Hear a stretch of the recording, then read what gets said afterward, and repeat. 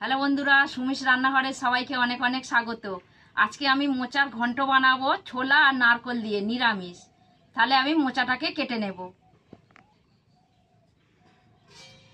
এরকম মোচা এনেছি, মোচাটাকে এবার আমি কেটে নেব।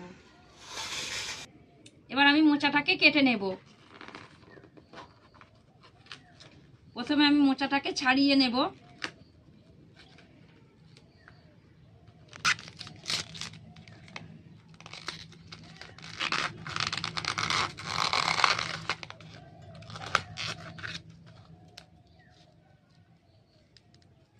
এবার আমি কেটে নেব।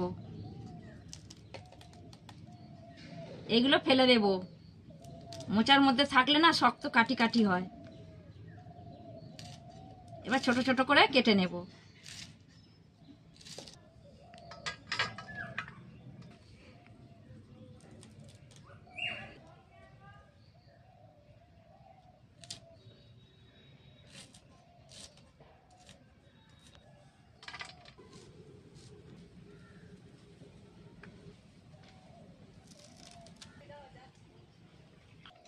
মোচা কাটা হয়ে গেছে, এবার আমি ধুয়ে নেব।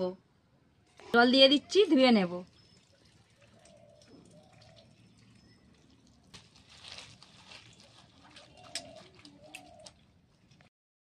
মোচা কেটে আমার ধোয়া হয়ে গেছে, এবার আমি আলু আর টমেটোটাকে কেটে নেব।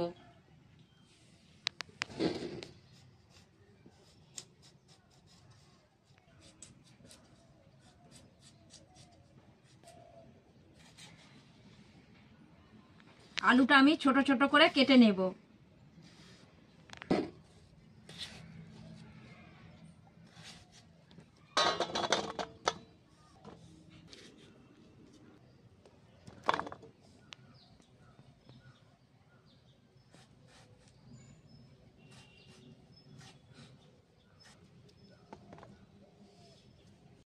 কাটা ধোয়া আমার হয়ে গেছে, এবার আমি মোচা, আলু আর ছোলাটা একসাথে সিদ্ধ করে নেব।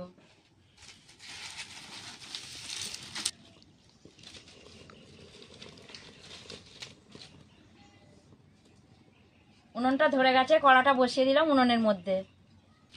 সিদ্ধ হওয়ার জন্য কড়ার মধ্যে আমি জল দিয়ে দিচ্ছি।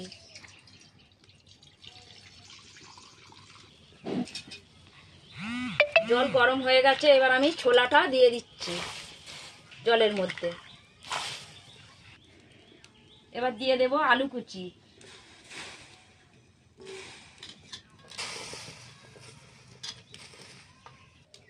এবার আমি মোচাটা দিয়ে দিচ্ছি, সব একসাথে সিদ্ধ করে নেব। মোচাটা সিদ্ধ হোক, আমি নারকলটাকে কুড়িয়ে নেব।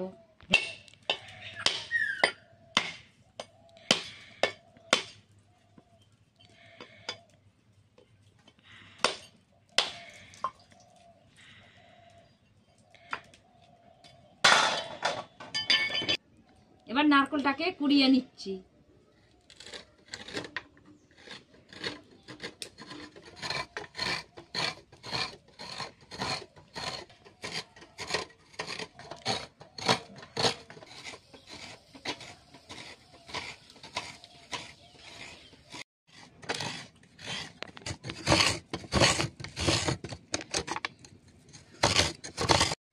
মোচা, ছোলা, আলু একসাথে সিদ্ধ হয়ে গেছে, আমি নামিয়ে নিচ্ছি।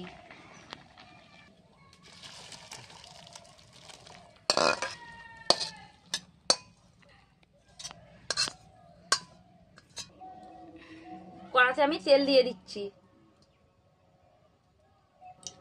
দিয়ে দিচ্ছি দুটো তেজপাতা, দিয়ে দিচ্ছি 5 ফোড়ন,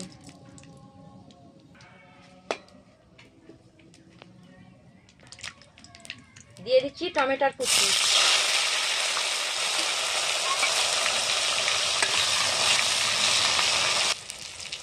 দিয়ে দিচ্ছি আমি জিরে বাটা, দিয়ে দিচ্ছি হলুদ গুঁড়ো, দিয়ে দিচ্ছি লঙ্কা গুঁড়ো, সব শেষে আমি দিয়ে দিচ্ছি নুন পরিমাণ মতো।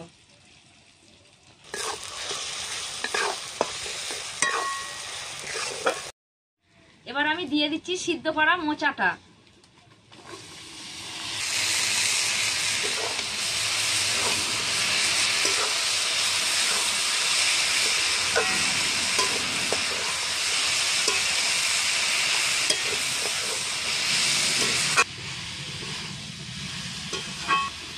এবার আমি দিয়ে দেব নারকোল কোড়াটা।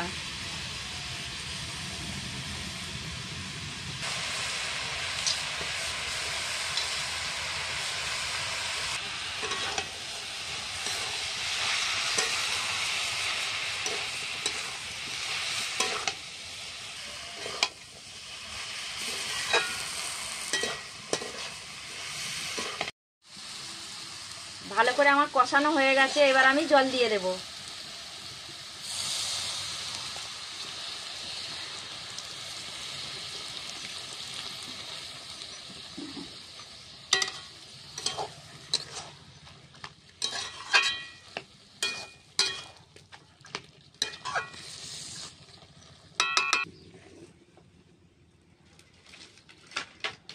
এবার আমি চিনি দিয়ে দিচ্ছি স্বাদ মতো।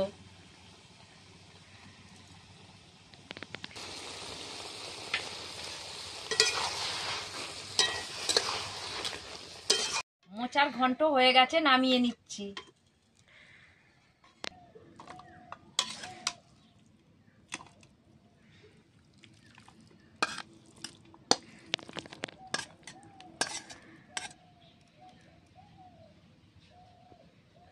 মোচার ঘন্ট বানানো হয়ে গেছে। ভালো লাগলে লাইক করো, শেয়ার করো, কমেন্ট করো।